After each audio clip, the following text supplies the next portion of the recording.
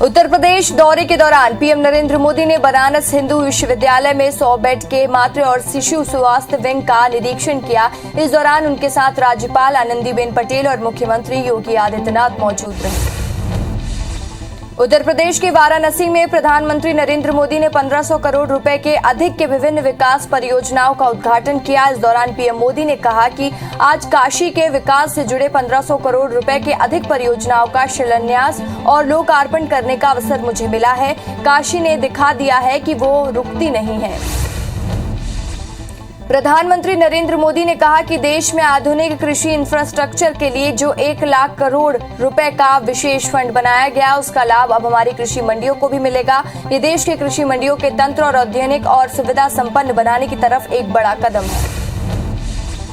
काशी में लोगों को संबोधित करते हुए पीएम मोदी ने कहा कि कोरोना वायरस से बदलते हुए एक खतरनाक रूप में पूरी ताकत के साथ हमला किया था, लेकिन काशी सहित यूपी के पूरे समर्थक के साथ ही इतने बड़े संकट का मुकाबला किया। संबोधित करते हुए पीएम मोदी ने कहा कि कोरोना वायरस से बदलते हुए एक खतरनाक रूप में पूरी ताकत के साथ हमला किया था, लेकिन काशी सहित यूपी के पूरे समर्थक के साथ ही इतने बड़े संकट का मुकाबला किया। कोरोना से निपटने में उत्तर प्रदेश के प्रयास उल्लेखनीय हैं। विश्व युवा कौशल दिवस पर प्रधानमंत्री नरेंद्र मोदी ने आज युवाओं को संबोधित किया। पीएम ने कहा कि नई पीढ़ी के युवाओं का स्किल डेवलपमेंट एक राष्ट्रीय जरूरत है, आत्मनिर्भर भारत का बहुत बड़ा आधार है। बीते 6 वर्षों में जो आधार बना, जो नए संस्थान बने, उसकी पूरी ताकत जोड़कर हमें नए सिरे से स्किल इंडिया मिशन को गति देनी है। दिल्ली पुलिस क्राइम ब्रांच ने पाकिस्तानी खुफिया एजेंसी आईएसआई के लिए जासूसी करने वाले एक शख्स को गिरफ्तार किया है राजस्थान से, जिसके पास से सेना के कई अहम दस्तावेज भी बरामद हुए हैं। गुजरात हाईकोर्ट ने ऐतिहासिक फैसला लिया है कि शनिवार को अदालत में कार्रवाई में लाइव स्ट्रीमिंग की जाएगी। इसके साथ ही गुजरात उच्च न्यायालय ऐसा करने वाला देश का पहला हाईकोर्ट बन जाएगा और 17 जुलाई को भारत के चीफ जस्टिस एनवी रमन्ना समारोह में मुख्य अतिथि होंगे और कार्यक्रम का उद्घाटन करेंगे। पेट्रोल डीजल की दाम में लगी आग 3 दिन बाद शांत रहने के बाद आज फिर से यानी गुरुवार को फिर से भड़क गई है। पेट्रोलियम कंपनियों ने पेट्रोल के दामों में फिर से बढ़ोतरी की है और डीजल में भी रेट बढ़ा दिए गए हैं। आज पेट्रोल 31 से 39 पैसे और डीजल 15 से 21 पैसे प्रति लीटर महंगा हुआ है। भोपाल में ओबीसी आरक्षण को लेकर सीएम शिवराज ने पिछड़ा वर्ग के प्रतिनिधियों के साथ मंथन किया। 27% आरक्षण को लेकर सुप्रीम कोर्ट जाने पर भी चर्चा हुई। प्रदेश सरकार में पिछड़ा वर्ग की सहभागिता बढ़ाने पर जोर देने की कोशिश तेज हो गई। दिल्ली में भारतीय जनता युवा मोर्चा के राष्ट्रीय कार्यकारिणी घोषित कर दी गई है और छत्तीसगढ़ के लेंगुगा में रवि भगत को राष्ट्रीय मंत्री की जिम्मेदारी दी गई है। ऐलान के बाद रवि भगत के आदिवासी मामलों को राष्ट्रीय स्तर पर उठाने की बात कही है। मध्य प्रदेश से युवा संगठन में किसी को भी जिम्मेदारी नहीं मिली है। जगदलपुर में महंगाई को लेकर कांग्रेस नेताओं ने साइकिल यात्रा निकालकर केंद्र सरकार का विरोध प्रदर्शन किया। इस विरोध को लेकर बीजेपी के नेताओं ने आरोप लगाए हैं कि भूपेश सरकार से कांग्रेस के नेताओं को टैक्स माफ करने के लिए कहना चाहिए, जिससे पेट्रोल डीजल के दामों से लोगों को राहत मिलेगी। रायपुर पश्चिम विधानसभा पर विधायक विकास उपाध्याय को संसदीय सचिव के रूप में आज 1 साल पूरे हो गए। मुख्यमंत्री भूपेश बघेल का आभार जताते हुए कहा कि सरकार की योजनाओं को कांग्रेस कार्यकर्ताओं के माध्यम से लोगों तक पहुंचाने की कोशिश है। महंगाई जैसे मुद्दे को मुखरता के साथ ही उठाने के साथ विकास ने राहुल गांधी और पूर्णकालिक अध्यक्ष बनाने की अपील की है। मुरैना में रेत माफियाओं पर लगाम करने वाली एसडीओ श्रद्धा का ट्रांसफर उमरिया जिले के लिए कर दिया गया है, जहां वो बांधवगढ़ टाइगर रिजर्व मानपुर पदस्थ होंगी और वहीं श्रद्धा के लिए चंबल में 3 महीने में 60 ट्रैक्टर ट्रॉलियां जब्त की हैं और कार्रवाई के दौरान कई बार रेत माफियाओं ने हमले किए, जिसके बाद राज्य शासन ने उनका तबादला आदेश जारी किया। छत्तीसगढ़ में 19 जुलाई से सभी जिला और फैमिली कोर्ट में नियमित सुनवाई शुरू हो जाएगी और सुनवाई के दौरान कोरोना गाइडलाइन का कड़ाई से पालन का निर्देश दिया गया है। केवल सीमित और जरूरी मामलों की सुनवाई होगी। बिलासपुर हाईकोर्ट ने आदेश जारी किया। निलंबित एडीजी जीपी सिंह के दोनों याचिकाओं पर आज बिलासपुर हाईकोर्ट में सुनवाई हुई है। हाईकोर्ट ने राज्य सरकार से मामले की केस डायरी तलब की है। जीपी सिंह की ओर से राहत की मांग करते हुए जो याचिका लगाई गई है उस पर सुनवाई करते हुए हाईकोर्ट ने सरकार से जवाब मांगा है। मामले की अगली सुनवाई मंगलवार को होगी। चुरिया के कोडिकासा में अंबागढ़ चौकी तक कांग्रेस कार्यकर्ताओं ने महंगाई के खिलाफ साइकिल रैली निकाली है और रैली में छत्तीसगढ़ कांग्रेस के प्रभारी सचिव डॉक्टर चंदन यादव, कांग्रेस विधायक चन्नी साहू समेत बड़ी संख्या में कांग्रेस कार्यकर्ता शामिल हुए। इस दौरान कांग्रेस नेताओं ने केंद्र सरकार के खिलाफ जमकर हमला बोला। पेट्रोल डीजल की बढ़ती कीमतों पर इंदौर में गुरुवार को युवा कांग्रेस कमेटी ने अनूठा प्रदर्शन किया है और हाईकोर्ट स्थित पेट्रोल पंप पर युवा कांग्रेस ने पीएम नरेंद्र मोदी, मुख्यमंत्री शिवराज सिंह चौहान, धर्मेंद्र प्रधान का मुखौटा लगाकर नारेबाजी की। प्रदर्शनकारी ये भूल गए कि वर्तमान में धर्मेंद्र प्रधान के बजाय हरदीप सिंह पुरी पेट्रोलियम मंत्री हैं। गरियाबंद जिला कांग्रेस की बढ़ती महंगाई पर 5 किलोमीटर पदयात्रा निकालकर केंद्र सरकार को जमकर कोसा। मालगांव से निकले कांग्रेसियों ने मोदी सरकार के खिलाफ नारेबाजी की। जिला कांग्रेस अध्यक्ष भाव सिंह साहू ने केंद्र सरकार पर आमजनों की समस्याओं को अनदेखी कर आरोप लगाया है और पेट्रोलियम को पेट्रोल, घरेलू गैस और टैक्स वसूली पर केंद्र को धरना दिया। कोरबा में देर रात तेज रफ्तार इनोवा कार ने एक बाइक सवार को टक्कर मार दी। टक्कर इतनी वह गंभीर रूप से घायल हो गया। घायल को अस्पताल में भर्ती कराया गया। घटना केसीसी कॉलेज घंटागर सियासन के पास हुई है। पुलिस मामले की जांच में जुटी है। बालोद जिले के तवेरा गांव पर वाटर हार्वेस्टिंग के लिए खोदे गड्ढे पे गिरकर 2.5 साल के मासूम की मौत हो गई। उच्च स्वास्थ्य केंद्र के पास खोखता गड्ढे पर पानी भर गया था, जहां गांव के हेमलाल यादव का 2.5 साल का बेटा हमेश यादव गिर गया और घटना की जानकारी मिलते ही संसदीय सचिव कुंवर सिंह पहुंचे, मृतक के परिजनों से मिले और मदद का आश्वासन दिया। दंतेवाड़ा के परसपाल पुलिस ने हत्या के आरोपी को 5 साल बाद गिरफ्तार करने में सफलता पाई है। मरडूम इलाके पर इसकी गिरफ्तारी हुई है और 2016 पर आरोपी मुरली ठाकुर और रामचंद ठाकुर ने अपने ही गांव के एक युवक की हत्या कर दी थी। हत्या के बाद पुलिस ने मुरली को तो गिरफ्तार कर लिया, जबकि रामचंद फरार है, जिसकी अभी भी तलाश जारी है। गरियाबंद में चोरी की घटना को अंजाम देने वाले 4 शातिरों को पुलिस ने गिरफ्तार किया। सभी आरोपी डाक बंगाला निवासी हैं, जिन्होंने डाक बंगाला पारा पर घर में कोई घरेलू सामान की चोरी की थी। शिकायत पर पुलिस ने कार्रवाई करते हुए आरोपियों से माल बरामद कर लिया। धमतरी जिले के मगरलोड पुलिस ने गांजा तस्करी करने वाले 3 लोगों को गिरफ्तार किया है। तस्करों से 24,000 कीमत का गांजा बरामद किया गया है। आरोपी गांजा लेकर मगरलोड आ रहे थे। सूचना मिलने पर पुलिस ने दबिश दी और तीनों आरोपियों के खिलाफ एनडीपीसी धारा के तहत मामला दर्ज किया। पन्ना टाइगर रिजर्व के गणेश हाथी का सफल ऑपरेशन हुआ है। कैंप हनौती में जबलपुर और पन्ना टाइगर रिजर्व के डॉक्टरों की टीम ने मिलकर ये सफल ऑपरेशन किया। 15 दिनों से गणेश हाथी को बाएं पैर पर प्रॉब्लम थी और फिर उसके बाद दिक्कत के बाद उसका ऑपरेशन किया गया।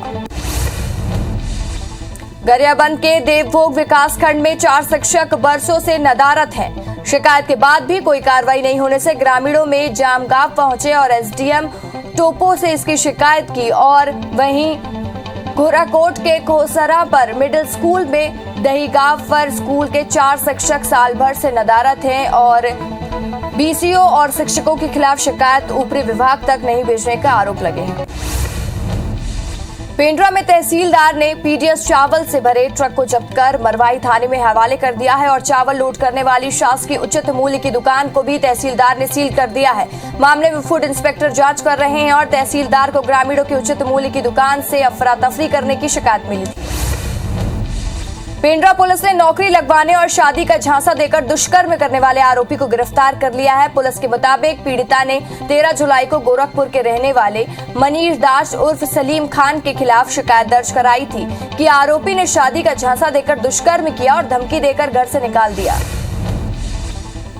सिंगरौली से सीधी से जोड़ने वाली NH-39 एक बार फिर से बदहाली की स्थिति पर पहुंच गई है। इसके बाद भी दोनों जिलों पर लोग अपनी जान को जोखिम में डालकर आवागमन करने पर मजबूर हैं। बता दें कि रोड मरम्मत का काम 4 महीने पहले से ही शुरू हुआ था, लेकिन 16 करोड़ की लागत से मरम्मत हुई सड़क 16 महीने भी नहीं चल पाई। भारत और चीन के बीच सीमा विवाद की झलक ताजिकिस्तान की राजधानी दुशानबे और शंघाई कॉरपोरेशन की बैठक के दौरान भी दिखी। इस बैठक में भारत ने चीन को 2 टूक शब्दों में कहा कि द्विपक्षीय संबंधों में बढ़ोतरी के लिए सीमा पर शांति और शौर्य की बहाली जरूरी है। भारत ने साफ किया कि एक तरफा बदलाव स्वीकार नहीं किया जाएगा और बैठक के दौरान सीनियर कमांडर्स स्तर पर बातचीत के लिए सहमति बनी है। केंद्र और ट्विटर के बीच नए आईटी नियमों के गतिरोध के बीच ट्विटर ने अकाउंट से जुड़ी जानकारी के अनुरोध संबंधित रिपोर्ट जारी की है और रिपोर्ट के अनुसार पिछले साल जुलाई से दिसंबर के बीच सरकार की ओर से खाते की सूचना के लिए ट्विटर को भारत में सबसे ज्यादा अनुरोध मिले हैं। दुनिया भर में किए गए इस तरह के अनुरोधों में भारत की हिस्सेदारी 25% रही है। केंद्र सरकार ने 19 जुलाई से शुरू हो रहे संसद में मॉनसून सत्र के दौरान 17 विधेयक पेश करने के लिए तैयारी की है, जिसमें से 3 मौजूदा अध्यादेश की जगह लाए जाएंगे। सत्र शुरू होने से पहले 42 दिन के अंदर किसी भी अध्यादेश की जगह विधेयक पेश कराना अनिवार्य होता है। पूरे देश में मानसून आ चुका है और बीते दिन दिल्ली एनसीआर में भी बारिश होने के बाद लोगों को गर्मी से राहत मिली है। मौसम विभाग ने जानकारी दी है कि अगले 4 से 5 दिन दिल्ली में बारिश के साथ ही हिमाचल प्रदेश, उत्तर प्रदेश और उत्तराखंड के कुछ स्थानों पर भारी बारिश हो सकती है। वहीं हिमाचल प्रदेश और उत्तराखंड के लिए भी येलो अलर्ट जारी किया गया है। आज महाराष्ट्र के कई इलाके में भारी बारिश हो सकती है। मौसम विभाग की ओर से आज महाराष्ट्र के पुणे, रायगढ़, रत्नागिरी, कोल्हापुर, मुंबई के आईएमडी पर प्रवक्ता ने जानकारी देते हुए बताया कि पश्चिमी हवाओं से एक बार फिर शुरू होने के कारण बहुत भारी बारिश होने की संभावना बनी हुई है। आज घरेलू शेयर बाजार की शुरुआत अच्छी हुई है। बीएसई का 30 शेयरों वाला सेंसेक्स 64 पॉइंट के साथ 52,968 पर खुला है। वहीं एनएसई के 50 शेयरों वाली निफ्टी 15,872 पर खुलकर 20 पॉइंट की मजबूत शुरुआत की है। बता दें कि बाजार में हर तरफ खरीदी हो रही है। निफ्टी का मिड कैप और स्मॉल कैप दोनों इंडेक्स में हरे निशान पर है। जहां सोने की कीमतों में आज गिरावट देखने को मिली है, वहीं चांदी की चमक में तेजी है। जी हां, मल्टी कमोडिटी एक्सचेंज पर गोल्ड 0.05% की गिरावट के साथ ही कारोबार कर रहा है। आज हाई रेट 48,298 रुपए है। वहीं चांदी 2.12% यानी 86 रुपए की तेजी के साथ 69,498 रुपए प्रति किलोग्राम के लेवल पर है। बता दें कि अगस्त डिलीवरी वाले गोल्ड की कीमत आज 48,270 रुपए प्रति 10 ग्राम के लेवल पर। कांवड़ यात्रा को लेकर सुप्रीम कोर्ट के हस्तक्षेप के बाद उत्तराखंड के सीएम धामी ने बयान दिया है। उन्होंने कहा है कि हमने सभी की सुरक्षा को प्राथमिकता देते हुए बहुत पहले इस साल कांवड़ यात्रा को रद्द कर दिया है और सीएम ने दोहराया है कि हमारे लिए सबसे पहले लोगों की सुरक्षा महत्वपूर्ण है। बता दें कि उत्तराखंड में लगातार दूसरे साल कांवड़ यात्रा रद्द हुई है। कोरोना की तीसरी लहर की आशंका के बीच सरकार ने 5 मेडिकल उपकरणों की कीमतें तय कर दी है, यानी अब सस्ते में मिलेंगे। सरकार ने pulse oximeter, blood pressure monitor की मशीनों पर भी सस्ता कर दिया है और 5 जरूरी मेडिकल इक्विपमेंट पर अधिकतम कीमतें तय की गई हैं। इन पर मार्जिन 70% तक सीमित रखा गया है। ब्रिटेन एक बार फिर से कोरोना की चपेट में आ गया। सबसे बड़ी मुश्किल ये है कि टीका लगवा चुके वयस्कों को भी संक्रमण के मामले तेजी से बढ़ रहे हैं। ब्रिटेन में पिछले 24 घंटे में कोरोना वायरस संक्रमण के 42,302 नए मामले मिले हैं, जो 15 जनवरी के बाद सबसे अधिक दैनिक मामले हैं। विश्व स्वास्थ्य संगठन ने आग्रह किया है कि टीकाकरण का दायरा ज्यादा न होने से कोविड-19 के डेल्टा रूप तेजी से फैल रहा है, जिससे स्वरूप प्रणालियों पर अधिक दबाव पड़ने की आशंका है। मंगलवार को जारी महामारी अपडेट में आशंका जताई गई है कि आने वाले महीनों में वैश्विक स्तर पर इसका स्वरूप और है, लेकिन सरकार पर नहीं और वो बीजेपी की वैक्सीन नहीं लगवाएंगे। रायपुर कलेक्टर ने सोमवार को 3 अफसरों की कमेटी बनाकर कोरोना प्रोटोकॉल के पालन का जिम्मा सौंपा है, लेकिन 48 घंटे बाद भी ये टीम एक्टिव नहीं हुई है। राजधानी के ही मालवीय रोड, गोल बाजार और पंडरी जैसे बाजारों में मास्क और डिस्टेंसिंग का पालन नहीं हो रहा है। ट्रेन, बस और ऑटो रिक्शा तक में सोशल डिस्टेंसिंग की धज्जियां उड़ाई जा रही हैं। एम्स में ज्यादातर डॉक्टर 3 अगस्त तक डॉक्टर छुट्टी पर रहेंगे। 2 चरणों में ड्यूटी के चलते 50% डॉक्टर मौजूद रहेंगे, जिसके चलते 3 अगस्त तक 120 में से 60 ऑपरेशन होंगे और डॉक्टरों की अवकाश को लेकर बहाल किया गया, जिसका नोटिफिकेशन एम्स प्रबंधन ने जारी किया है। एमपी में लगातार कोरोना मरीजों की संख्या घट रही है, जिसके चलते अब भोपाल के हमीदिया अस्पताल कोरोना मुक्त हो चुका है और 15 महीने बाद अस्पताल में एक भी कोरोना मरीज नहीं मिला है। और वहीं कोविड वार्ड को सामान्य वार्ड में बदलने की तैयारी की जा रही है। पहले यहां कोविड मरीजों के लिए 680 बेड आवंटित थे।